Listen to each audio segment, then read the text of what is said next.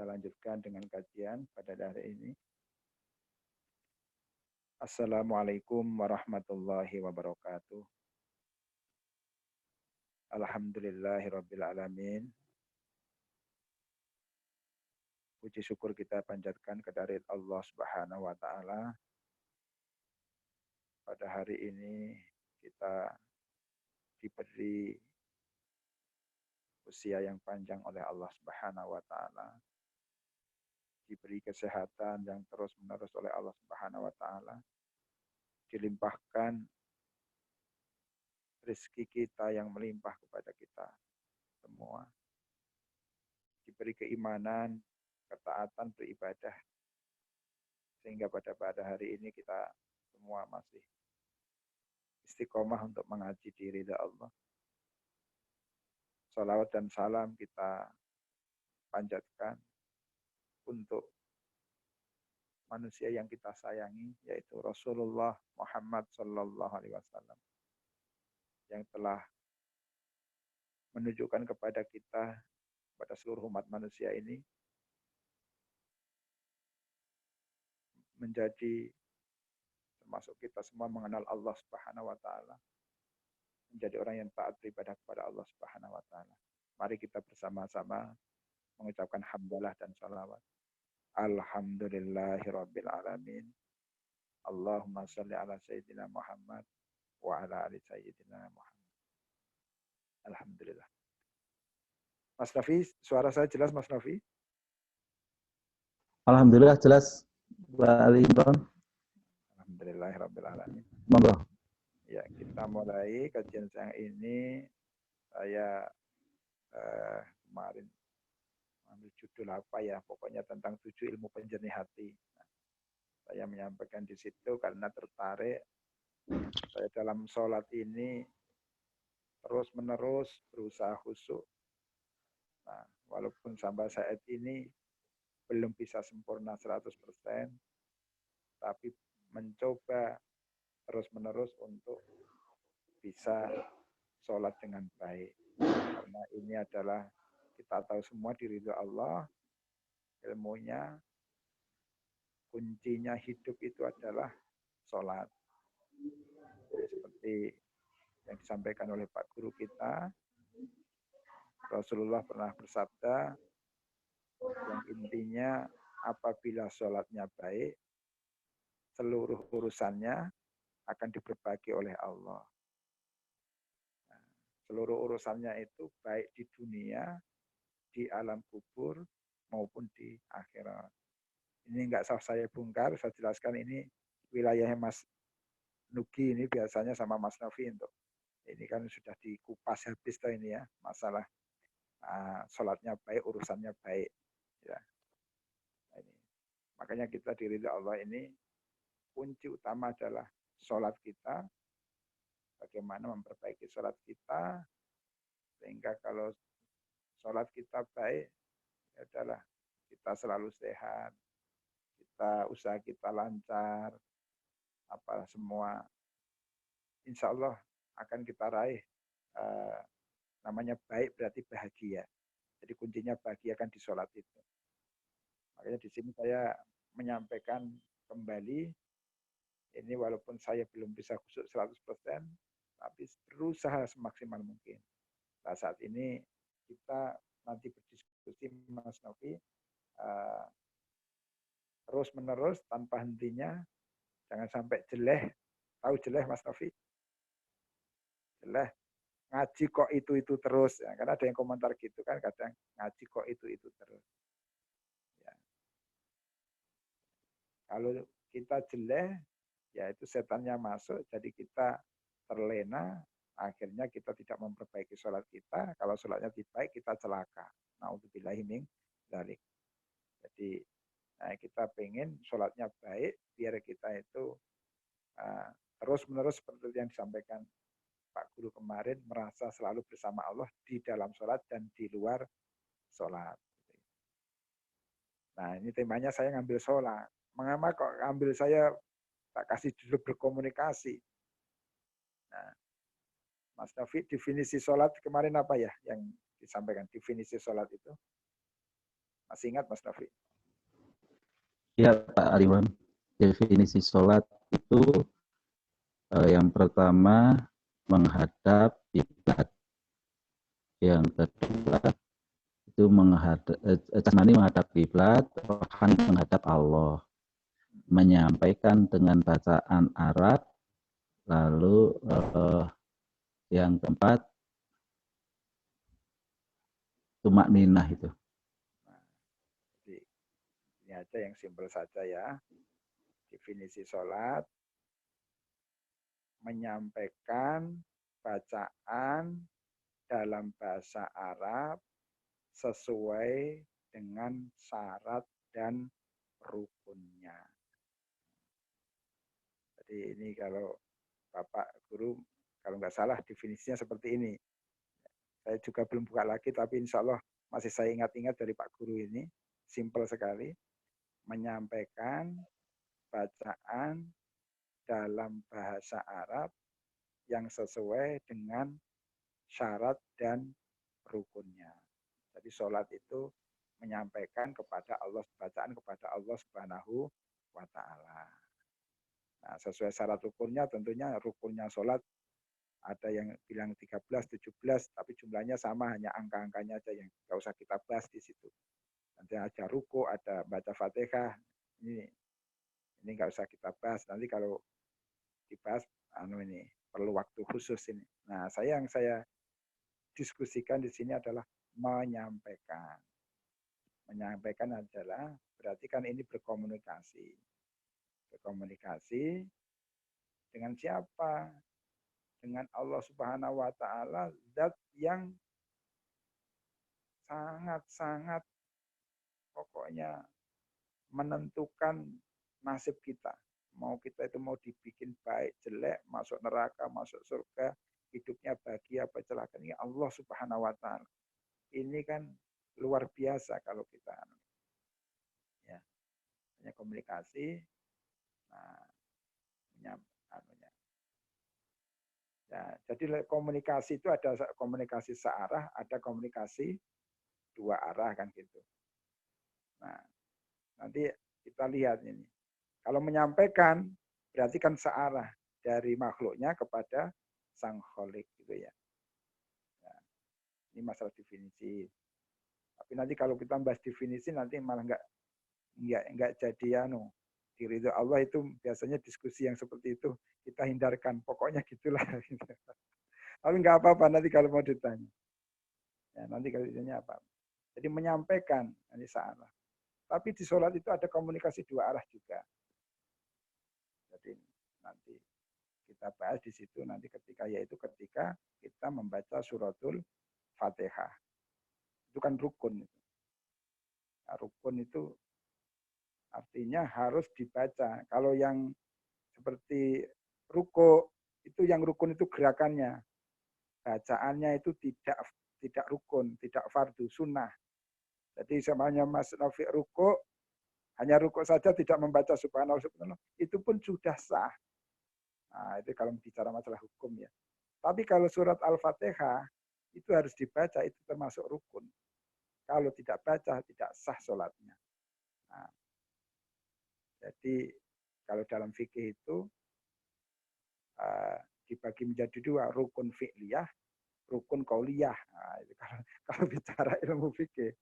Ada fi'liyah itu perbuatan, qauliyah itu ucapan kan gitu. Ucapan ada 5, yang qauliyah fi'liyah ada 8. Itu nanti masuk ke situ lagi nggak selesai lagi. Nah, ini saya mau ke komunikasi itu tadi. Nah, kemarin kita kan dapat ilmu baru ya dari Pak Guru kita agar sholat itu tidak hanya cukup tidak jalan-jalan, tapi setelah sholat itu bagaimana ngefek pada kita. Sholat itu merasa dekat dengan Allah, tapi setelah sholat bagaimana kita selalu bersama Allah. Jadi selama hidup kita itu bagaimana kita selalu merasa bersama Allah Subhanahu wa Ta'ala. Nah, ini saya cenderung ke sininya nanti. Ya. Jadi saya hanya mengulang aja yang disampaikan Pak Guru kemarin. Jadi kalau dalam tema kemarin pertama saya hal-hal yang menyebabkan kekhusyukan, sekarang ini bagaimana berkomunikasi dengan Allah sehingga di dalam sholat kita itu baik. Sholat kita itu khusyuk. Kalau sholat kita khusyuk, kalau sholat kita baik, ngefek setelah sholat menjadi kita orang yang baik, merasa bersama Allah.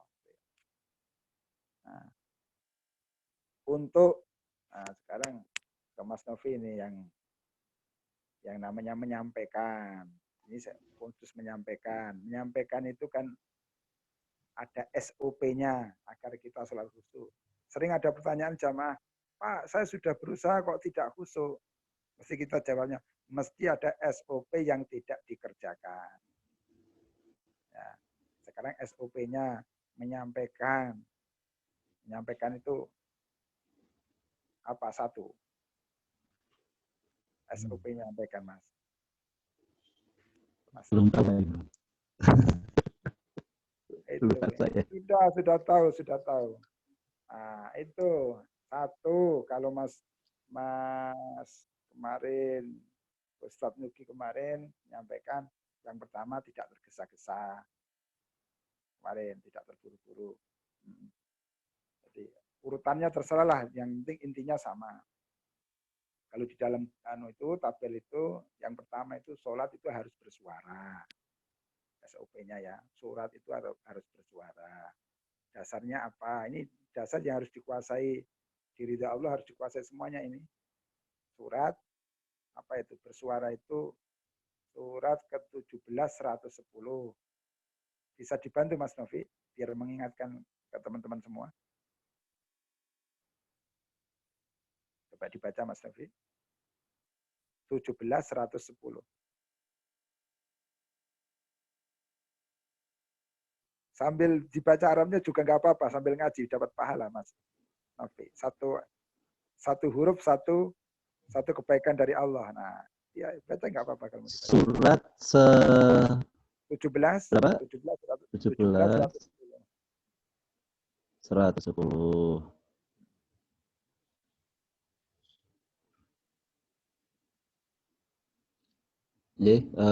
Saya arti langsung aja Pak Ustadz.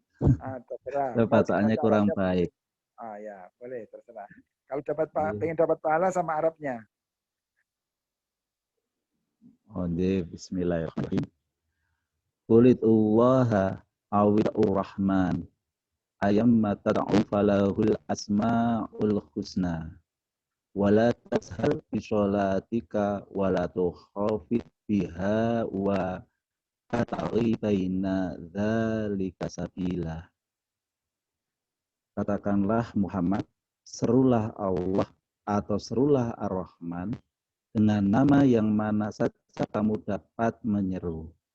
Karena dia mempunyai nama-nama yang terbaik, Asma'ul Husna. Dan janganlah engkau mengeraskan suaramu dalam sholat. Dan janganlah pula merendahkannya dan usahakan jalan tengah di antara kedua itu.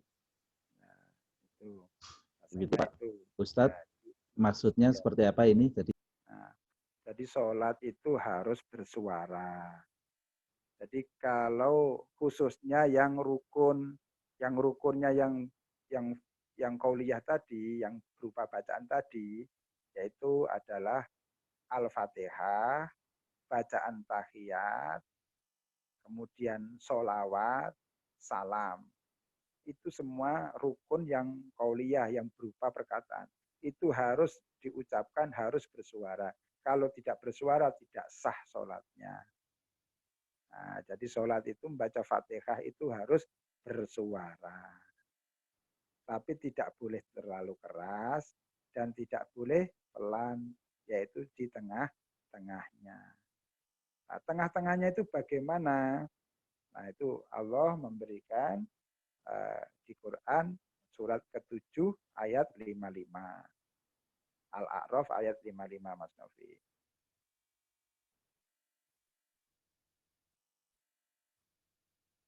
Coba dibaca Mas.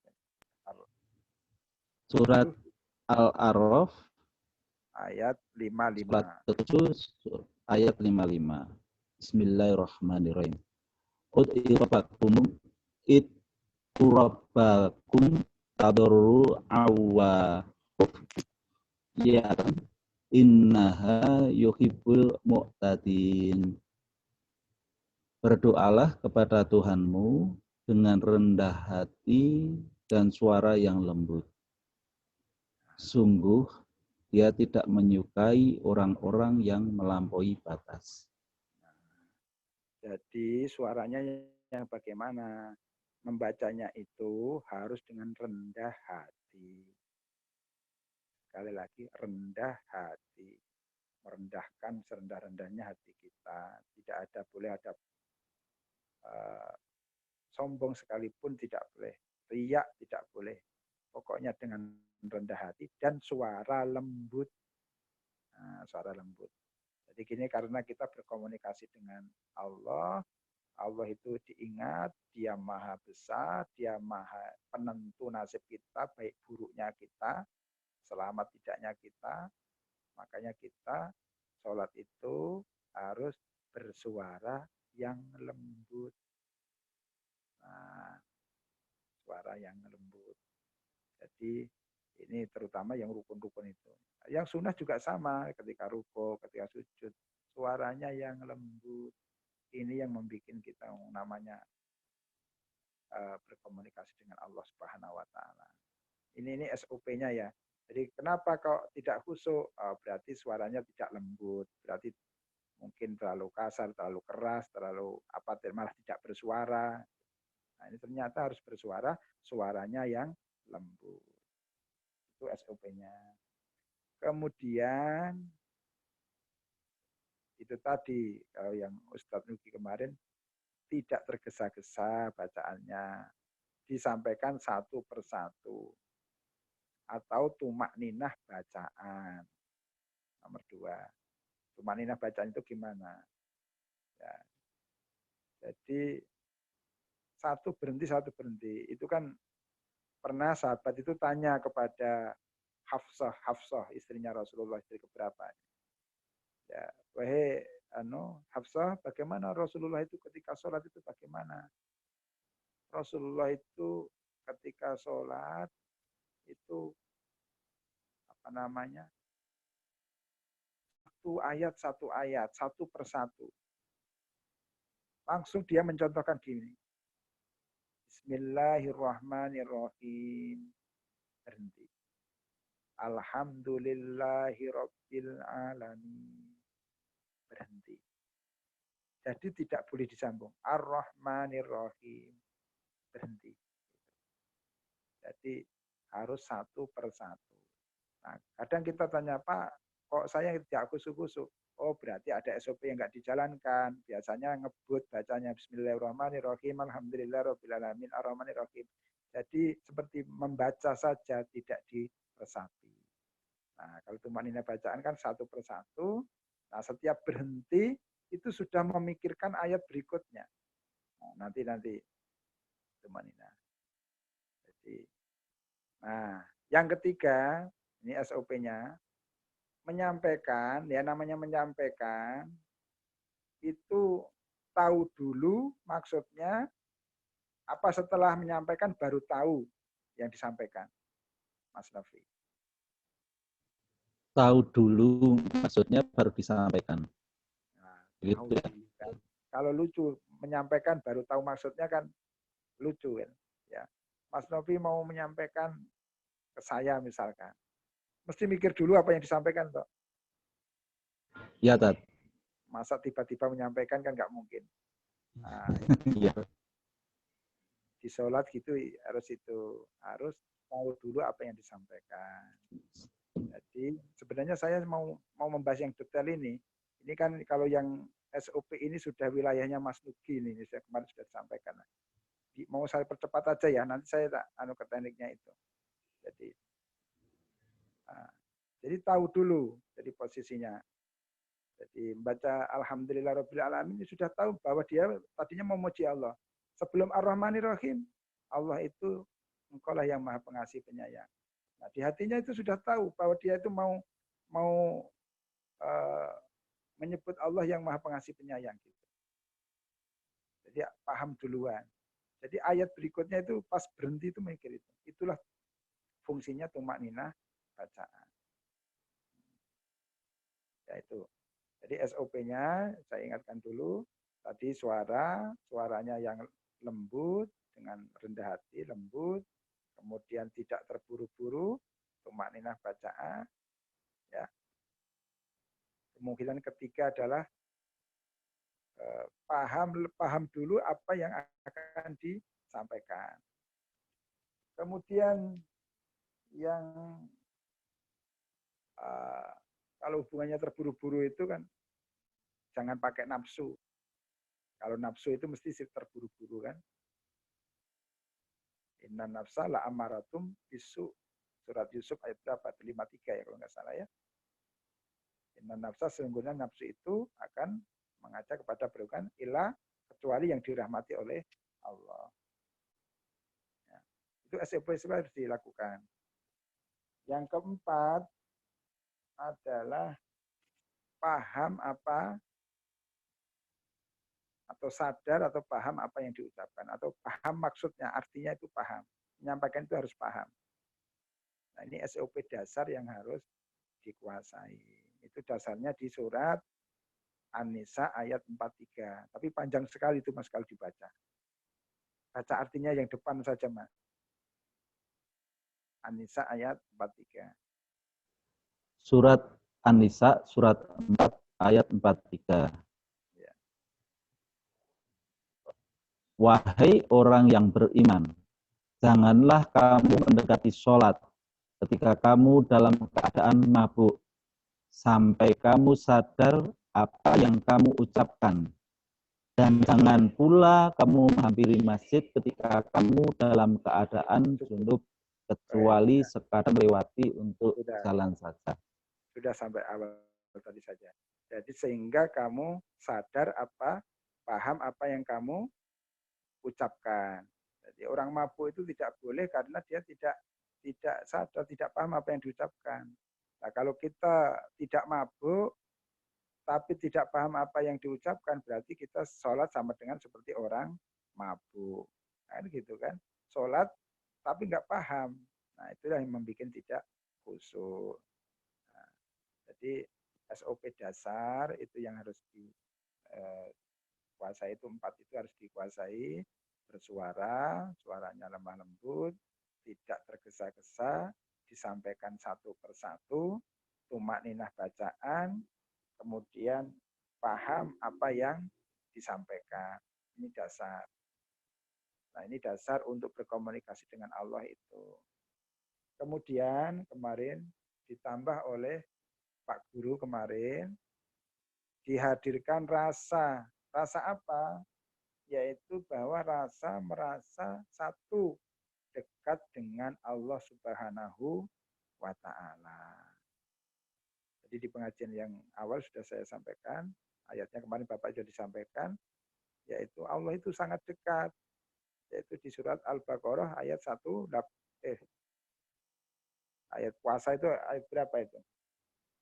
183 berarti 186 ya. 186. Surat Al-Baqarah 186. 186 dibaca Mas Anumah. Dan apabila hamba-hamba bertanya kepadamu Muhammad tentang aku, maka sesungguhnya aku dekat. Ya, aku dekat, Allah itu dekat.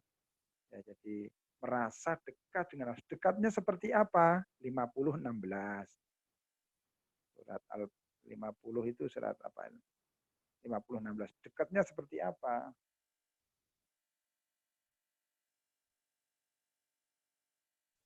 Surat Qaf. Qaf ya. 16. Surat Qaf surat 50 ayat 16. Dan sungguh kami telah menciptakan manusia dan mengetahui apa yang dibisikkan oleh hatinya. Dan kami lebih dekat kepadanya daripada urat lehernya. Lebih dekat daripada urat leher. Sebenarnya itu gambaran menunjukkan tidak ada ungkapan lagi yang lebih dekat daripada itu. Urat leher itu artinya urat leher itu kalau urat lehernya terputus kan mati toh. Artinya itu Allah menggambarkan bahwa sangat dekat sekali. Gambaran urat leher itu sangat dekat sekali. Makanya dalam sholat, kemarin Pak Guru mengajarkan, dalam menyampaikan bacaan kepada Allah, itu dimunculkan rasa bahwa Allah itu dekat dengan kita. Kita berbicara tadi, berbisik kepada Allah Subhanahu wa Ta'ala dengan suara yang lembut, dengan suara loh ya, bersuara dengan lembut, satu persatu, tumak ninah, paham apa yang diucapkan. Nah itu. Jadi ditimbulkan rasa itu kemarin yang ditambahi. Yang kedua, dimunculkan rasa ketika sholat itu, menyampaikan itu, kita merasa apa ya kemarin, masuk ke bentengnya Allah ya. Nah, gitu. Masuk ke bentengnya Allah, ke perlindungan Allah Subhanahu wa Ta'ala. Kemarin suratnya An-Nisa 175 ya. 4175. Coba Mas Taufik.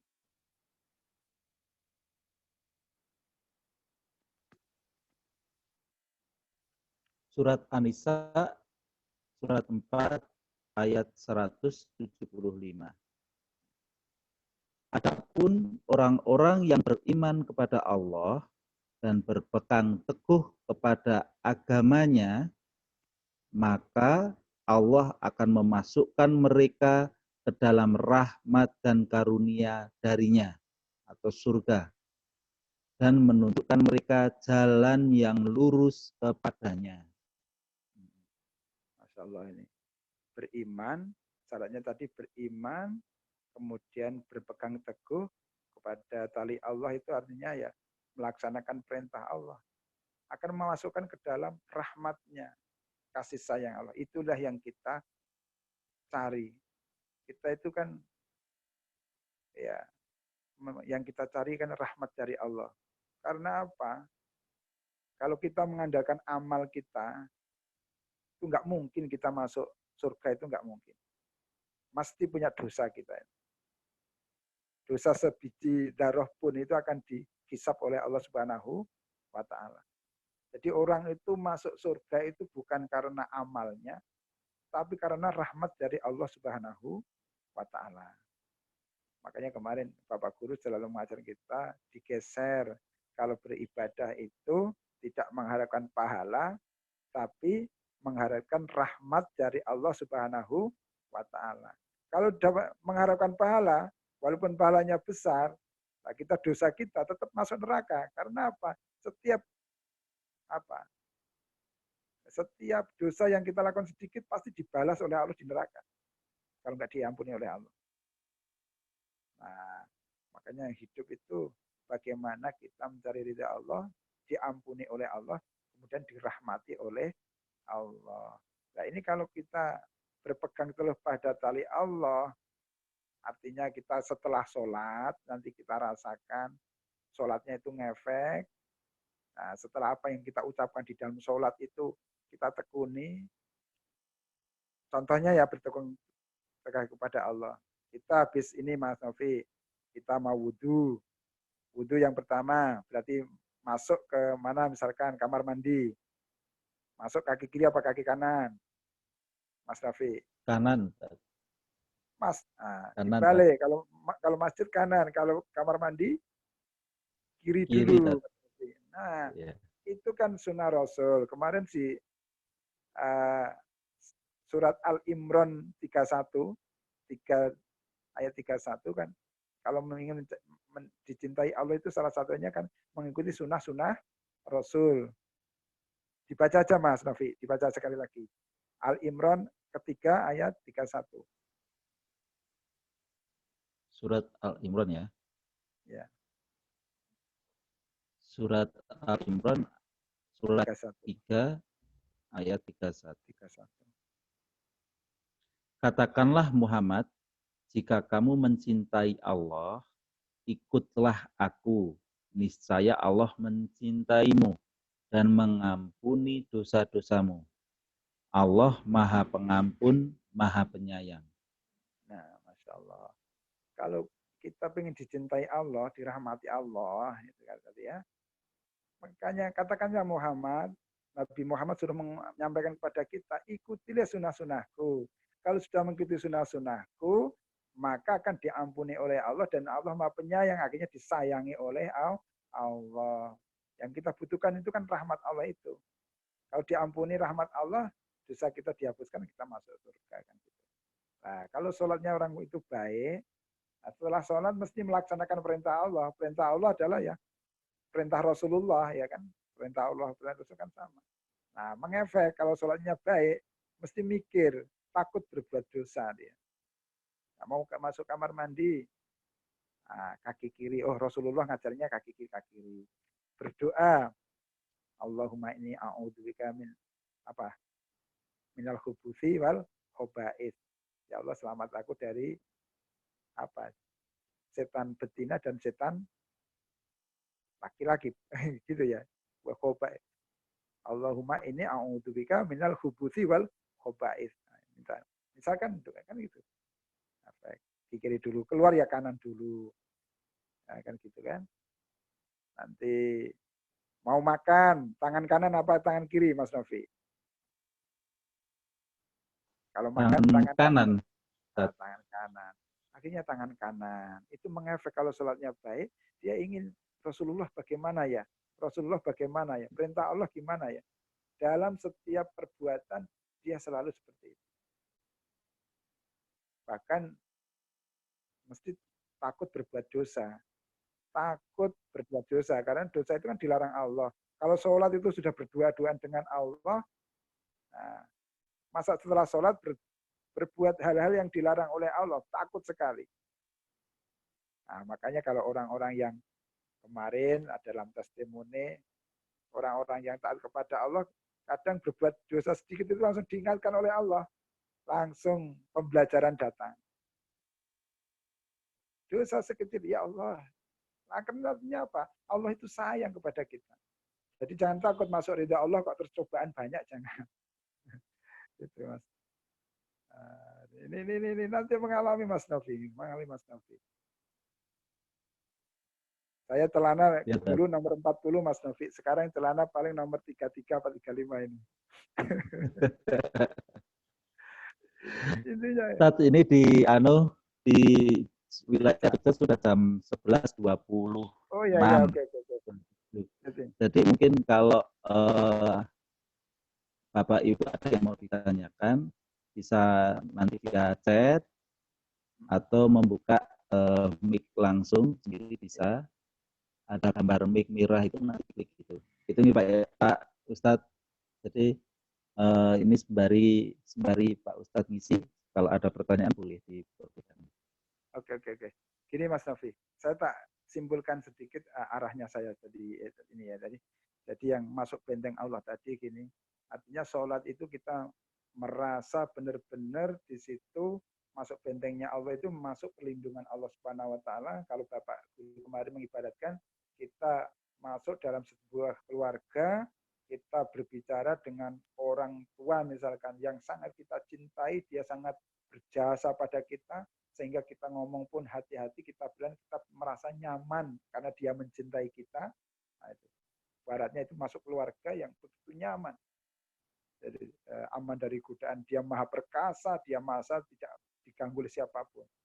Nah ini sholat kemarin yang disampaikan oleh Pak Guru menumbuhkan rasa itu. Jadi rasa satu merasa dekat dengan Allah, dua merasa masuk bentengnya Allah Subhanahu wa taala. Nah, ini aplikasinya ini ya, belum simpulkan. Jadi selain SOP yang diajarkan untuk sholat khusyuk ini, ditambahi pelajaran terbaru dari Pak Guru ini, intinya sholat itu berkomunikasi dengan Allah Subhanahu wa taala. Dari kita ya berkomunikasi yang sebaik-baiknya tadi. Jadi pas ketika takbir Allahu Akbar itu merasa bersama Allah Subhanahu wa taala dan setiap menyampaikan bacaan pun itu merasa dekat sekali dengan Allah Subhanahu wa taala dengan melaksanakan SOP tadi. bersuara lemah lembut, satu persatu, tumakninah, pahami apa yang disampaikan. Kalau yang khusyuk lain, pandangan ke tempat sujud, gerakan dan lain sebagainya itu. Nah, ini yang saya maksudkan ini. Nah inilah. Jadi di sholat itu benar-benar munculkan kita komunikasi dengan Allah sebaik-baiknya lah. Saya ilustrasikan gini lah. Kalau kita kan mencintai Allah ya. Ingin dicintai Allah, kita mencintai Allah. Kalau kita itu sholat, ketemu orang yang dicintai. Kalau Mas Novi apel misalkan. Dulu pernah apel nggak Mas Novi? Ya pernah.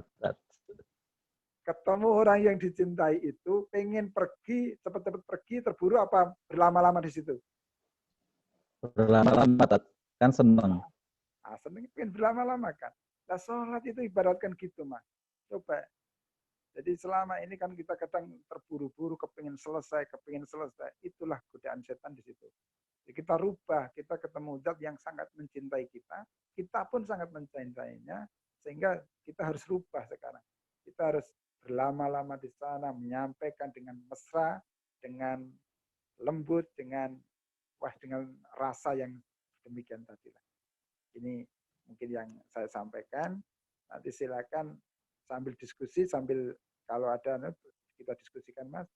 Tadi kayaknya pas mau buka tadi Mas Sitkon ya tanya masih dua arah atau gimana tadi yang nanti kalau ada waktu kita bahas itu. Kalau ada waktu kita bahas. Sekarang mungkin yang ini dulu, yang berkomunikasi ini ya, yang itu. Silakan Mas Novi, ada enggak yang mau bertanya? Ibu, kalau ada yang mau ditanyakan sama Ustadz Ali Imron, bisa langsung chat atau langsung membuka mic. Tanda mic-nya merah itu diklik, jadi nanti bisa langsung nyambung.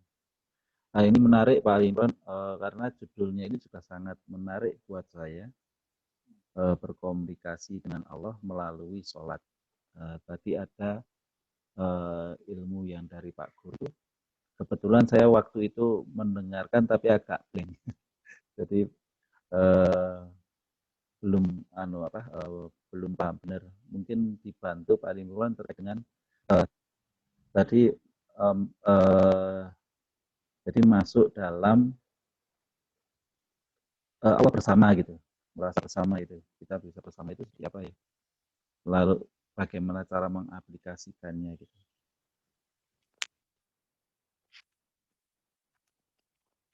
Halo, ya.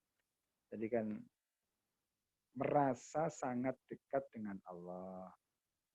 Jadi merasa sangat dekat dengan Allah. Jadi kan Allah itu tadi kan tidak ada batas dengan kita. Sampai Allah mengungkapkan lebih dekat dari urat leher, karena urat leher itu kalau nggak ada putus mati orang itu. Artinya sangat-sangat dekat. Yang season kemarin saya sama Mas Oding ya. Saya dulu sholatnya nggak paham, saya kira asnya Allah itu di ars. Jadi kita itu mi'raj ke sana itu. Sama Pak Guru diluruskan. Makanya tidak seperti itu. Sholat merasa dekat dengan Allah. Allah sangat dekat sekali. Nah, aplikasinya begitu kemarin Pak Guru mengajarkan saat takbiratul ihram itu sudah dimunculkan Allahu Akbar. Artinya Allahu Akbar itu Allah Maha Besar. Maha besarnya Allah itu jangkauannya Allah. Allah kan penguasa langit dan bumi. Menjangkau sampai ke hati kita, ke makhluknya, tidak hanya kita, manusia kan jumlahnya banyak sekali. Tapi terjangkau semua oleh Allah Subhanahu wa Ta'ala. Yang dibisikkan aja tadi di dalam surat, kan Allah tahu kan, dalam surat 50:16 tadi kan, Allah itu tahu. Nah, sehingga apa? Ketika Allahu Akbar itu, kita Allah bersama Allah. Allahu Akbar itu, artinya Allah Maha Besar itu, Allah dekat sekali sama kita. Jangkauan kebesaran Allah salah satunya itu adalah sangat dekat dengan kita. Nah, jadi begitu Allahu Akbar itu, hati merasa kita bersama Allah Subhanahu wa Ta'ala. Di dalam sholat mulai sampai selesai nanti. Nah, tapi kadang kita sering lupa. sering lupa. Maka setiap takbir, nah kita selalu mengingat Allah lagi. Allah bersama, misalkan takbir mau ruku, Allahu Akbar, Allah bersama kita dalam ruku pun nanti. Sehingga kita dalam ruku, kita membacanya Subhana Rabbiyal Azim. Itu yang merasa dekat dengan Allah. Itu tadi. Allah sangat dekat. Kita berbisik lembut dengan zat yang kita cintai. Kita sangat mengharapkan cintanya, ya kan? Kita juga mencintai dia, diungkapkan rasa di situ itu. Nah, itu mewujudkan di situ. Kemudian yang merasa masuk bentengnya Allah, yaitu kita merasa masuk di situ, di bawah perlindungan Allah Subhanahu wa Ta'ala. Gimana, ada yang tanya, ada chat tadi Mas Novi? Ini ada pertanyaan, saya bacakan tadi. Ya. Pertanyaannya dari Ibu Dewi. Assalamualaikum. Izin bertanya Ustadz, jika saat sholat rasa yang hadir malah rasa bersalah atau merasa dosa-dosa, jadi sampai nangis, sehingga rasa menghadirkan bersama, menyampaikan, memohon itu malah bukan arah ke sana. Apakah sudah khusyuk? Matur nuwun itu dari Bu Dewi. Jadi intinya ternyata rasanya yang beliau hadir ini merasa bersalah, lalu sepanjang sholatnya itu menangis. Jadi teorinya terkait dengan merasa bersama, menyampaikan, itu malah ketutup dari rasa bersalahnya itu. Gitu tadi. Bagaimana tadi? Jadi ini ya. Bentar. Jadi ini kita kadang kalau belum tahu, termasuk saya seperti itu dulu. Jadi kalau sholat itu jangan ingat masalahnya. Jangan masalahnya sehingga dalam sholat itu kita membaca sehingga tidak khusyuk, ingat masalah terus sampai menangis dan lain sebagainya. Sebenarnya menangis itu tidak membatalkan sholat. Ya. Jelas tidak membatalkan sholat dari segala hukum fikih. Tetapi harusnya dipaskan, tetap kita berkomunikasi dengan Allah step by step. Jadi menangisnya itu misalkan tahu dosanya ya ketika pas mengucapkan itu, contohnya ya, kita banyak masalah, pas iya kana budu wa iya kana stain, hanya kepadamu lah aku mengabdi ya Allah, hidupku itu hanya untuk mengabdi kepadamu ya Allah, wa iya kana stain, dan hanya kepadamu aku minta pertolongan, kemudian menangis nggak apa-apa. Jadi pas itu loh. Jadi tetap harus memahami apa yang diucapkan. Jangan sampai baru Allahu Akbar kabirau sudah nangis, ingat dosa-dosanya, ingat anunya. Tidak. Dipaskan. Pas kabirau tetap misalkan iftitah. Ya tetap ingat walhamdulillahi katsira, segala puji bagimu ya Allah yang sebanyak-banyaknya. Wa subhanallah bukratu wasila, maksudnya Allah sepanjang pagi dan petang. Itu tetap hati kita tetap seperti itu. Jadi tetap harus memahami apa yang diucapkan. Nah, ketika ingat dosa, itu pas misalkan iya kana butuh iya kana stain, itu misalkan ada masalah. Pas ingat dosa ya pas duduk di antara dua sujud, Rabbi firli, ampuni dosaku ya Allah, warhamni, sayangi aku ya Allah. Nah, itu nangis nggak apa-apa ingat dosanya seperti itu. Jadi harus tetap pas. Jadi tetap harus paham apa yang diucapkan. Gitu Bu Dewi. Kalau kurang jelas bisa langsung Mas Rafi ditawari coba. Alhamdulillah sangat jelas sekali itu. Ya. Alhamdulillah jelas. Mungkin ada Bapak yang mau menanyakan kaitan dengan tambahan kajian ini. Jadi kita menanyakan seperti itu. Kita itu di awal ketika punya masalah sholat itu sepanjang sholatnya nangis. Ya. Jadi sholat itu malah menjadi tumpuan kita kayak curhat sama Allah gitu. Tidak apa-apa, tapi yang pas tetap harus step by step kita ikuti bacaan kita. Jangan sampai lepas kontrol. Nah, nanti diingatkan masalah itu Jadi pandainya setan itu menyelinap itu.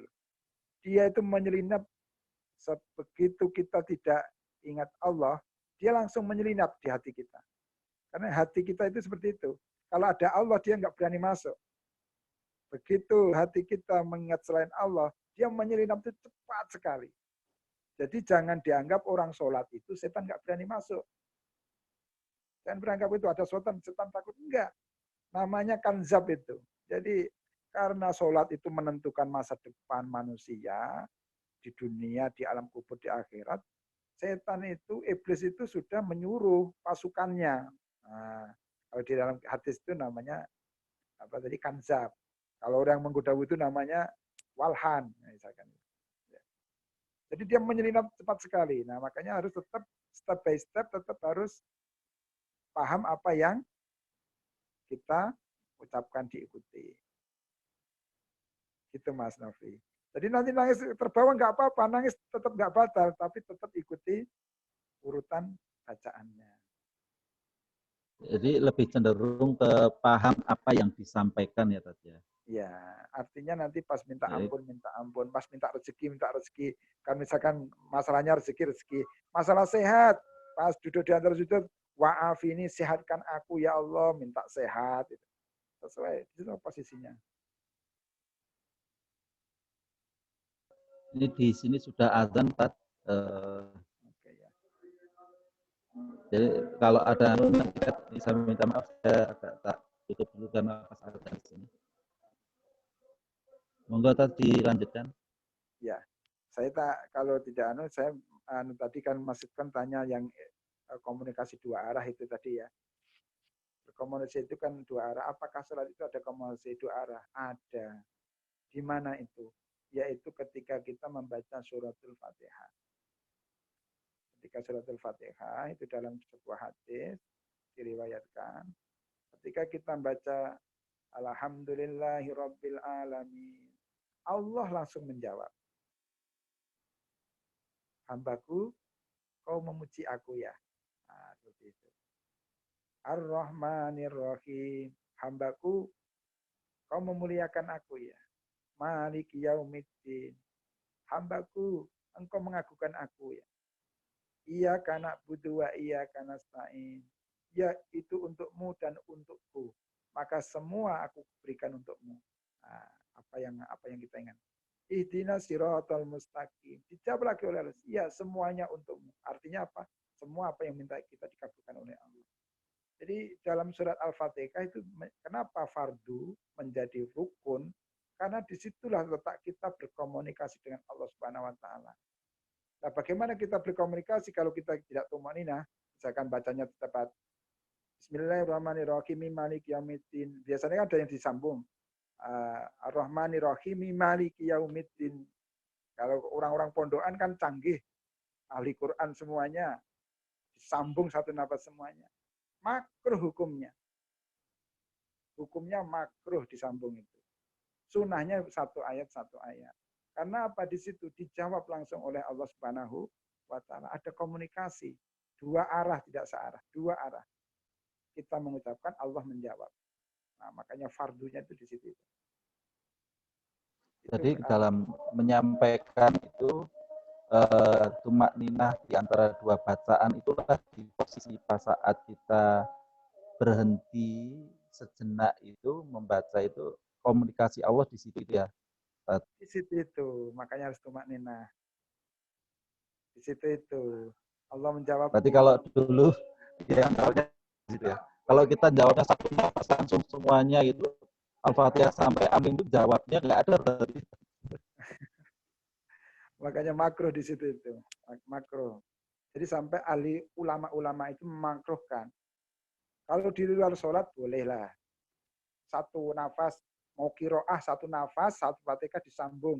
Al-Ikhlas disambung satu nafas, boleh kalau di luar sholat. Tapi kalau di dalam sholat, sunnahnya yang diajarkan oleh Rasulullah, satu ayat berhenti. Rasulullah tidak mengajarkan disambung. Nah, seperti yang diajarkan Bapak ini, Pak Guru kita. Ini sudah sesuai dengan tuntunan Rasulullah SAW. Insya Allah.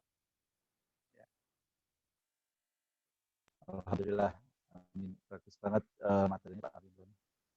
Pak Ustadz, monggo kalau masih ada pertanyaan dari Pak Ibu terkait dengan materi hari ini dengan Pak Ali Imron.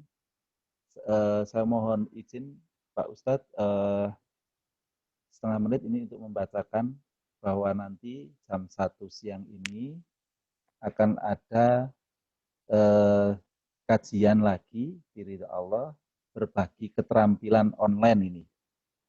Jadwalnya nanti jam 1, narasumbernya ada Ibu Ajeng, Ibu Erlin, dan Ibu Lulu.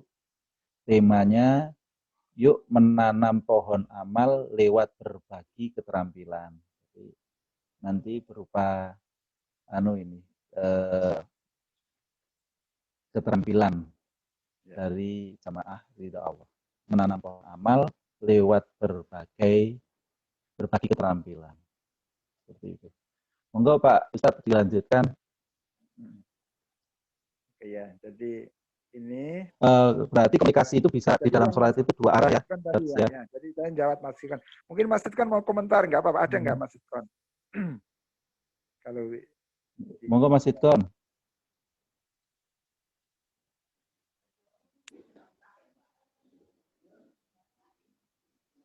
Masih ada. Nggak ada ini sepertinya. Beliau sholat atau mungkin. Oh iya. Atau ada yang lainnya? Monggo. Atau Mas Nugi mau ada yang Mas Nugi?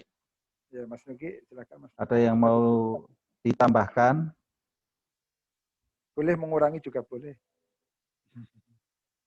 Bukan menambah tapi mengurangi gitu. Enggak Mas, monggo Mas, lanjut aja Mas.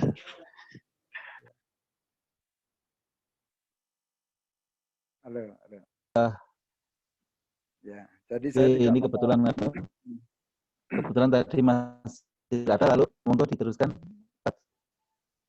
Ya, jadi di sini saya nggak membahas teknis sholat, kemarin kan sudah Mas Nugi ya yang menyampaikan. Jadi intinya bagaimana kita memperbaiki sholat kita itu agar kita bisa khusyuk. Sholat baik kan sholat yang khusyuk kan. Ini dengan teknis SOP yang kita pelajari, ditambah kemarin menghadirkan rasa itu yang disampaikan oleh Pak Guru kita, sehingga kita harapkan dalam sholat ini kita itu benar-benar sholat itu jadi tadi ya, setelah sholat itu munculkan rasa bahagia karena apa? Selalu bersama Allah Subhanahu wa taala. Ini yang kita harapkan seperti ini. Jadi kita latih dalam setiap rukun kita. Jadi ini tadi kan SOP. Jadi ada bersuara lemah lembut, kemudian satu persatu, tumanina bacaan, paham, menghadirkan rasa sangat dekat dengan Allah, merasa masuk bentengnya Allah. Itu kan kita praktekkan setiap rukun.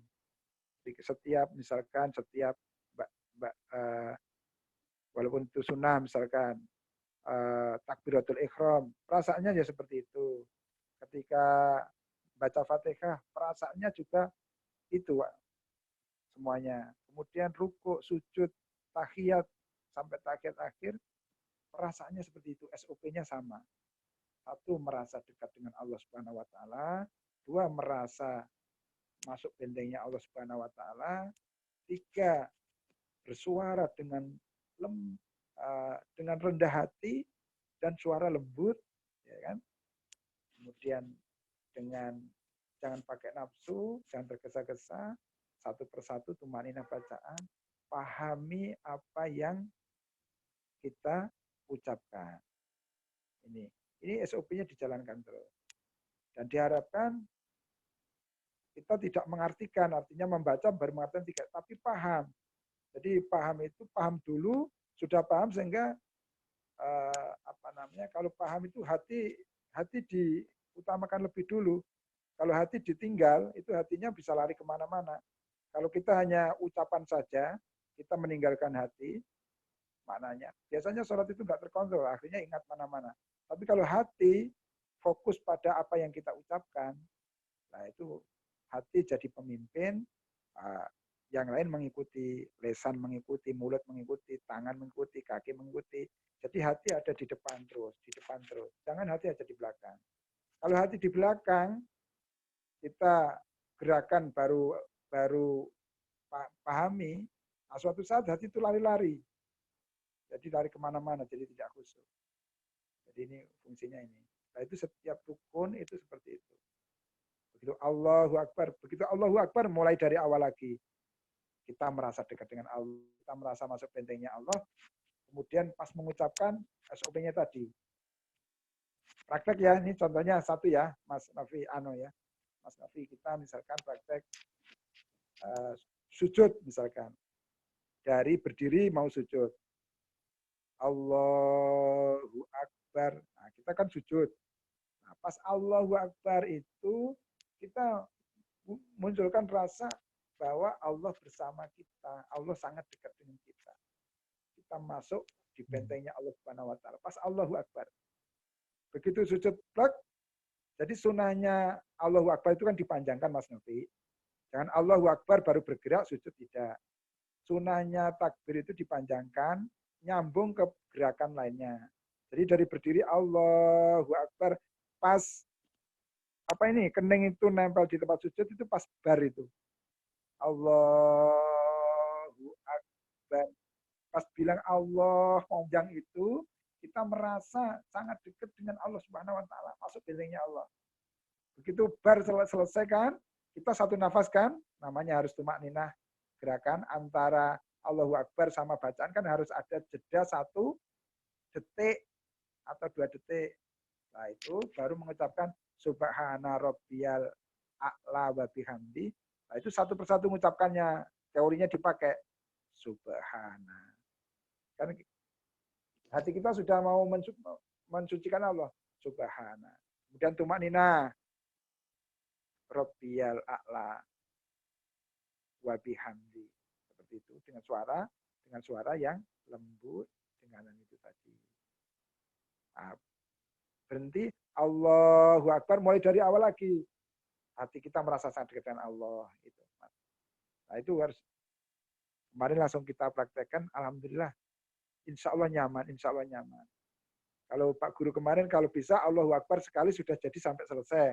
Tapi kalau belum mampu, setiap takbir kita ulangi merasa dekat dengan Allah. Itu lebih, kalau yang kemarin saya praktekkan, ini lebih karena saya baru latihan, setiap takbir saya ulangi dari awal seperti itu. Ini mungkin yang jadi kesimpulan jadi yang saya ya tadi selama saya sujud itu Allah itu bersama kita gitu ya tadi. Iya. Selama sujud nanti ketika kita pas Allahu Akbar duduk di antara dua sujud itu selama duduk Allah juga bersama gitu. Kita masuk dalam bentengnya Allah gitu nggih. Iya, nah nanti efeknya itu ketika kita baca duduk di antara sujud, kita itu merasa dekat sekali dengan Allah. Karena pas takbir tadi sudah merasa kita dekat dengan Allah. Nah, nanti kan takbir lagi, sujud lagi. Merasa selama sujud, merasa dekat dengan Allah. Yeah. Pas sujud lagi, nanti hati kita juga merasa dekat dengan Allah. Efeknya seperti itu, Mas. Nah, kemarin langsung saya praktekkan, Masya Allah. Jadi setiap gerakan, iya betul. Saya setuju. Kemarin kita praktekkan ternyata lebih nyaman lagi. Lebih nyaman, bisa lebih lagi malahan dari yang sebelumnya. Karena benar-benar merasa masuk dalam jangkauan Allah gitu ya. Nyaman manfaatnya lagi Mas Novi, setelah sholat, setelah pelajaran kemarin, ya Allah subhanallah, ini kita rasakan, kita kan harus merasa bersama Allah terus. Akhirnya apa? Kita takut berbuat dosa, Mas Novi. Makanya perintah-perintah Allah, kemarin Bapak mau makan pun Allah bersama kita. Itu kita hadirkan. Mau makan, Allah bersama kita, Allah dekat dengan kita. Akhirnya apa? Mau makan ya Bismillahirrahmanirrahim, makan. Akhirnya habis makan bersyukur, Allah bersama kita terus. Itu yang kita hadirkan. Nah, itu adalah sholatnya membakas pakir kita sehingga dapat mencegah perbuatan keji dan mungkar ini. Ini ilmu yang luar biasa kemarin itu Mas Novi. Mari kita praktekkan ya semua jamaah. Kita semuanya. Kita beruntung ketemu Pak Guru ini yang mengajari kita ini luar biasa. Sangat-sangat beruntung kita. Sangat-sangat beruntung. Ya, ini yang Mas Novi pelajaran. Makanya ini pas saya mau manjangin sholat, kemarin Pak Guru materinya sholat luar biasa. Kurang 3 menit Mas Novi. Silakan kalau sudah tidak ada. Alhamdulillah. Monggo kalau masih ada yang mau ditanyakan, Bapak Ibu terkait dengan materi ini. Jadi kalau kita tadi bisa sampai tahap seperti itu, maka lewat sholat kita bisa berkomunikasi nyambung sama Allah. Bahkan setelah sholat gitu ya, Ustadz. Tetap langsung berkomunikasi. Bahkan sampai setelah sholat, iya, kita masih merasa bahwa di luar sholat pun Allah masih sangat dekat, bahwa kita masih dalam naungan Allah, maka badan kita pun akan sangat hati-hati, otomatis seperti itu. Jadi ayat bahwa sholat itu mencegah perbuatan keji dan mungkar itu terbukti gitu ya, lewat ini. Ya Alhamdulillah. Setiap hari jadi kita bisa sangat merasa kita itu benar-benar merasa dalam jangkauan Allah, diawasi, lalu kita juga merasa bersama Allah gitu ya. Sama Allah terus menerus ya, terus menerus bersama Allah. Iya. Monggo Bapak Ibu. Dari saya sudah tidak ada lagi.